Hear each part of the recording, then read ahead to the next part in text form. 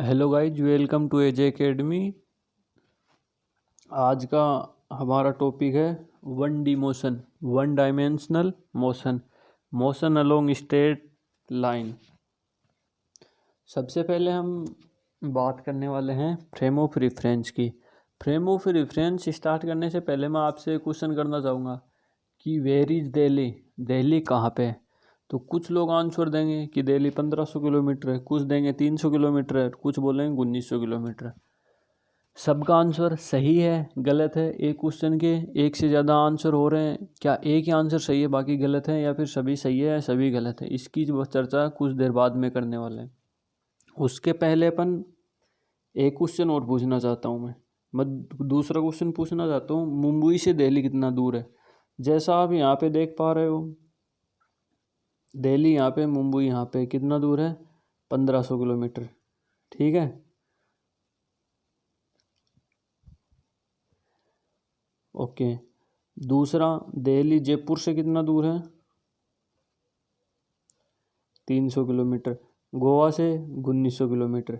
अब मैं दूसरे क्वेश्चन का आंसर होगा कि दिल्ली से मुंबई कितना दूर है? 1500 किलोमीटर। जबकि पहले वाला जो क्वेश्चन था उसका आंसर थे बहुत सारे, वो सब के सब क्वेश्चन सही आंसर सही थे, और सेकंड वाला क्वेश्चन उसका एक आंसर है 1500 किलोमीटर, वो सही है। अब देखो पहले और दूसरे क्वेश्चन में क्या डिफरेंस है। पहले और दूसरे क्वेश्चन में एक डिफरेंस है, दूसरे क्वेश्चन में मैंने एक स्पेसिफिक रेफरेंस पॉइंट दिया। स्पेसिफिक रेफरेंस पॉइंट क्या दिया मैंने? मुंबई, कि मुंबई से दिल्ली कितना दूर है, और पहले वाले में मैंने जनरल पूछा था। तो बस ये डिफरेंस है पहले और दूसरे में। यही एक फ्रेम ऑफ रेफरेंस है।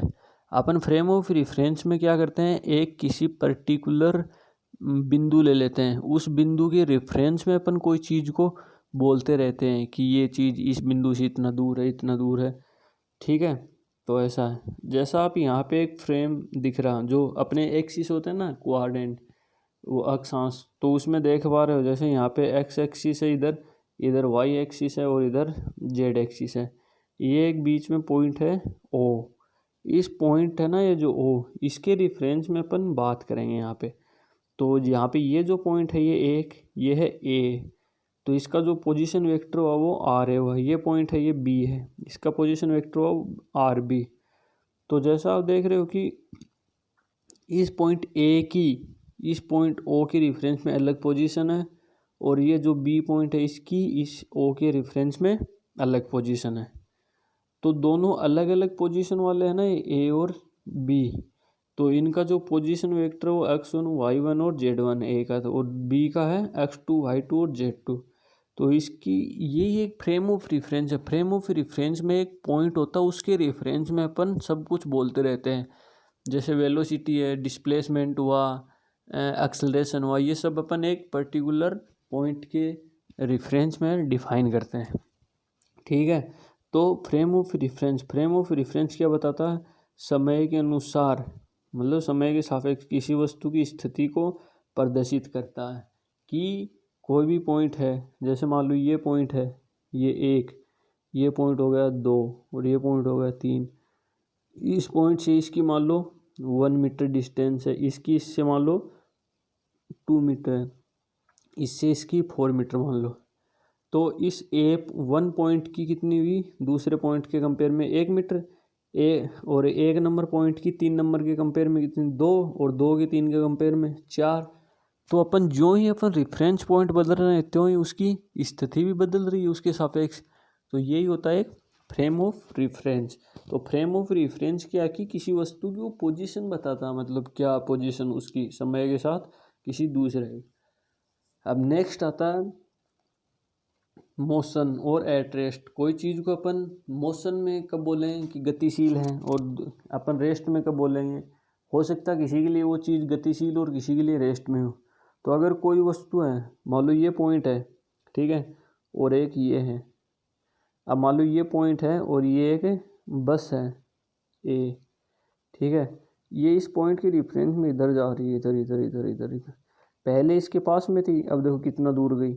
यहाँ पे t बराबर 0 लिया, t बराबर 0 लिया, तो अगर टाइम इंक्रीज हो रहा हो तो ये इधर जा रही है। ये मान लो 2 सेकंड बाद में यहाँ पे पहुँच गई तो इसकी स्थिति चेंज होगी ना। मान लो यहाँ पे 1 मीटर थी तो यहाँ पे हो सकता है 5 मीटर हो, तो ये चेंज हो गई।